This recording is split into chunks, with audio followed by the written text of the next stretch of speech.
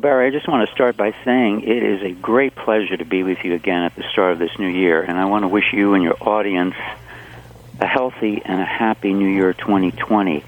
And my feeling from watching the events unfold of the last week are that we are at another flashpoint in our modern history, actually two of them.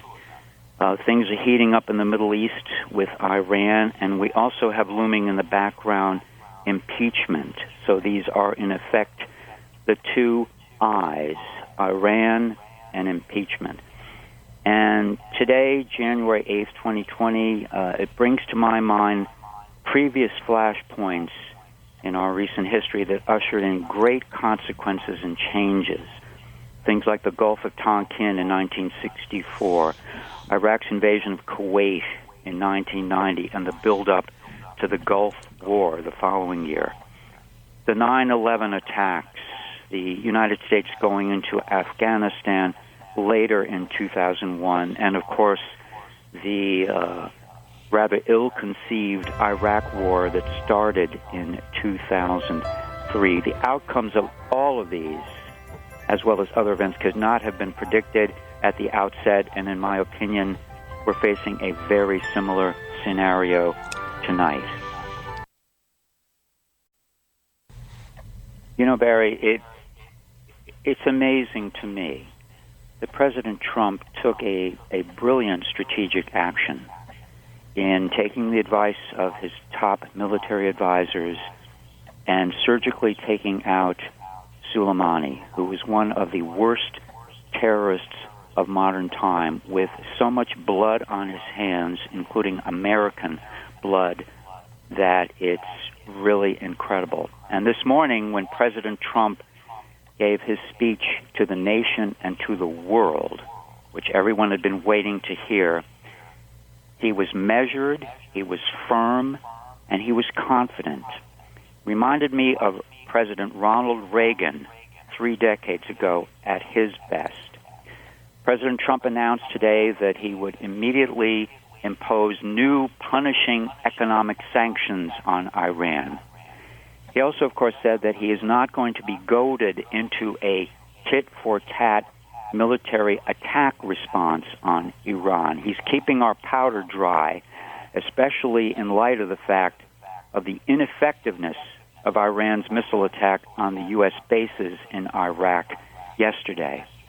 He also said that President Trump said that he is not going to tolerate Iran getting nuclear weapons. He will not allow that.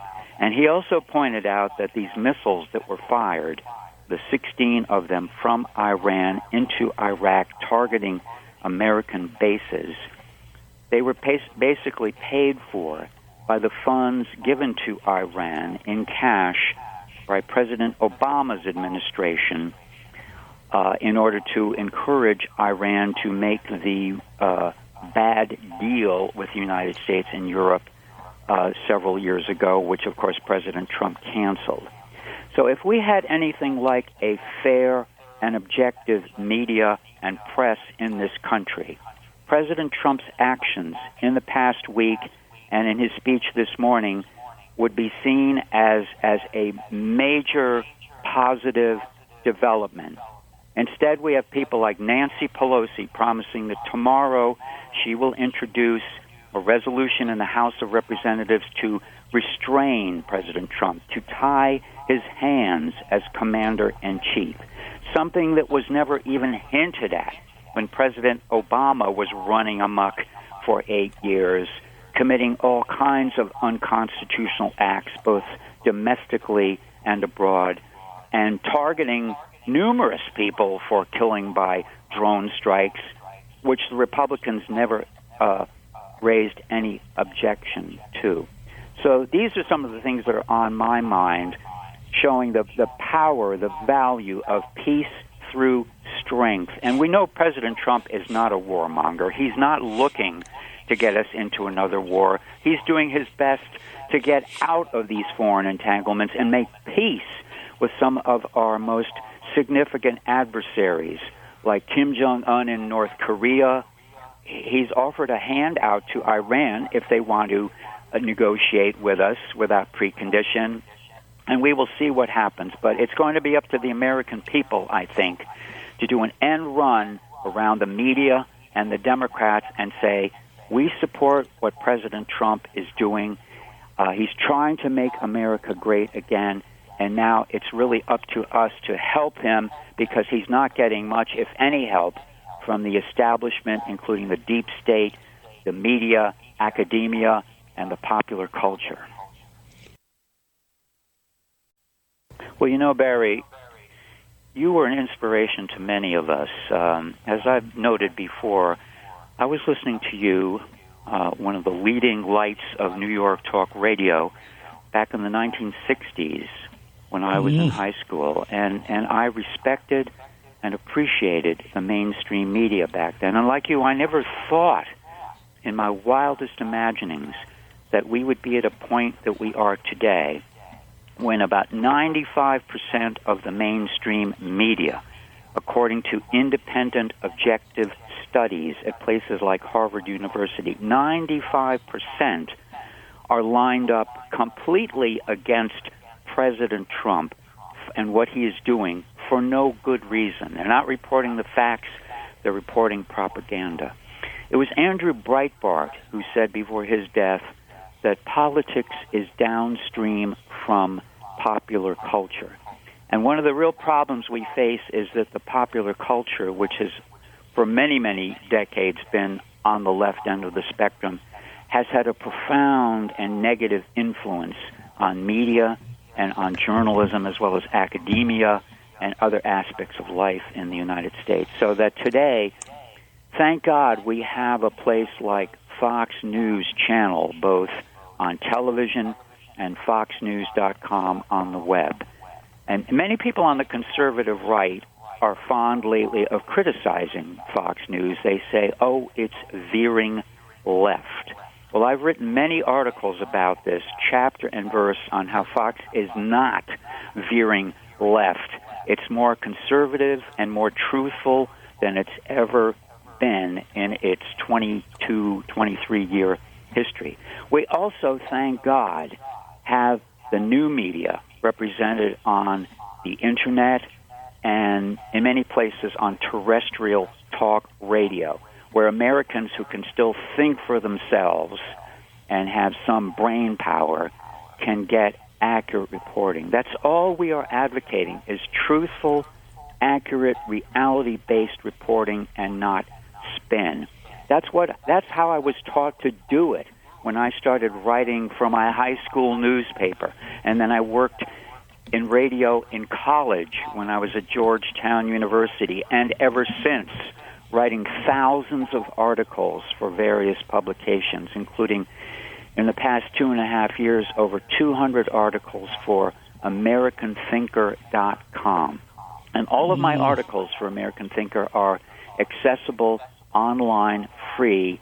Anyone can go to my website, peter.media, that's http://peter.media, peter.media, and there's a link there to all of my articles in American Thinker, actually going back to 2007, and also some of the articles I wrote for the Epoch Times, and also a link to my Twitter, which is Chowka, P-C-H-O-W-K-A. In fact, I tweeted earlier today, Barry, that we would be doing this broadcast tonight, and the word went out to my 5,000 or so Twitter followers in the United States and around the world, because I'm very proud to meet with you again, Barry, because there's no one that I respect more in the media, whether old or new, than Barry Farber.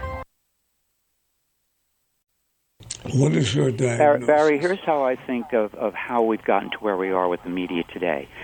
Starting in the 60s, the 1960s, if not before, our educational system in this country, particularly at the university level, was targeted and taken over by the left, the socialists, the Marxists, and yes, the communists.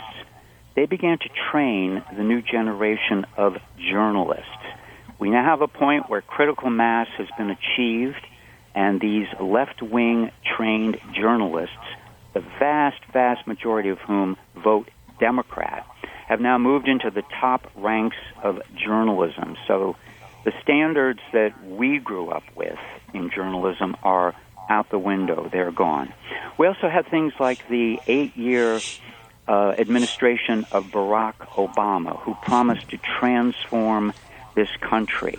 And I think that gave the journalists, most of whom were on the left, and Democrats, the opportunity to really throw anything like objectivity out the window and work hand in glove with President Obama and the Democrat Party to achieve their ends of globalism, of socialism, of socialized medicine, etc. We also had a transformation of this country beginning decades ago by immigration, including illegal immigration from primarily low IQ countries. Now, that is not my opinion. That is a fact. Among American students, we had, starting in the 60s, the complete brainwashing of young people so that today, Barry, it's like you and I, people of our generation, seasoned senior citizens, are old enough to remember what it was like when America was great. But people much younger than us, say younger than 40 or 50 years old, have no frame of reference, they have no memory, and everything they read, see, or hear about America in the past is negative. I mean, we have people like Governor Cuomo of New York saying recently that America was never great. We have the wife of President Obama saying at one point she was never proud of the United States until America nominated her husband as president. Basically, we have sociopathic individuals running the media now. They're a bunch of liars. They're sick, Barry. They are absolutely sick. And what we can do about it? Well, fortunately, there's a lot of good websites. There's programs like yours, Monday through Friday, which is appointment listening. We have websites like RealClearPolitics.com, Breitbart.com, AmericanThinker.com, and many others, which are doing their best, striving to find the facts and report the reality. We have brilliant writers out there like Victor Davis Hanson, for example, who frequently appears on Fox News. We have the primetime schedule of Fox News, basically 7 nights a week, which has excellent guests on telling the truth. So there are options, there are alternatives, and the battle now is, will we be able to make it work for us this year, this very important year when we have probably the most significant election in our modern history looming this coming November, and we will see if President Trump will be allowed to have another 4 years to continue to make America great again, or if we're going to fall back into the pit of socialism and closer than ever to the dystopian future that the left appears to want. You know, Barry, I remember the past very, very well. And in fact, lately, I'm trying to get back in touch with that past when America was great. I'm trying to watch more classic films from the early days of American cinema, classic television from the golden age of television, 1950s, 60s, 70s. Listen to popular music when it was really excellent. It was part of the American culture before it was perverted by the sick and sociopathic Hollywood manufactured machine of today. And, you know, President Trump has been an inspiration. He's made it very, very simple. MAGA, M-A-G-A, Make America Great Again. God bless him. But I believe we all have a part in trying to achieve that. To facilitate making America great again, to give it a real chance to succeed, we need to return to these traditions and the principles that inspired our founding fathers and Americans for most of its history. And I believe that means returning to our faith as well. Barry, after almost 6 decades of reporting and study, I've had to conclude that the division, the discord, the lack of discernment that we see today all around us are symptoms of evil at work. And I believe that to counter that evil, we need a restoration of faith, including prayer. Our civilization was founded on Judeo-Christian history and teachings, which gave man the divine right to use his time here on earth for positive ends. And I feel like the figures of the Old and the New Testament were among the founders of our Western civilization. They gave our civilization its spark and its purpose. And the more we've turned away from that in recent decades, the more that we have gone downhill. We've substituted that faith, those traditions, with the vacuity, the emptiness, the evil, the worshiping of celebrities, of false prophets, and look where it's gotten us. It's gotten us on a downhill slide heading towards the abyss. And, President Trump has said that he's having to clean up the mess left to us by previous Democrats, including Obama. I mean, when you compare President Trump or even President Reagan to somebody like President Obama, to President Clinton, it's just mind-boggling, the difference. And the Democrats, it's not your father's Democrat Party anymore. I mean, they have gone so far left that they're almost indistinguishable from Marxism in the things that they support. And the primaries that are going on now, that are about to start with the caucuses and the voting for the Democratic Party, will give us a very, very clear insight into that, if we haven't gotten it already. And I would recommend that people pay very, very close attention to that, because ultimately an election, the election we face in November, comes down, like every election, to a choice between two paths, between two standard bearers. It will be President Trump and the Republicans versus his and their Democrat opponents. And when you line up what the Democrats support and what the Republicans, as imperfect as they might be, what the Republicans support, I don't see any problem with choosing President Trump and the Republicans.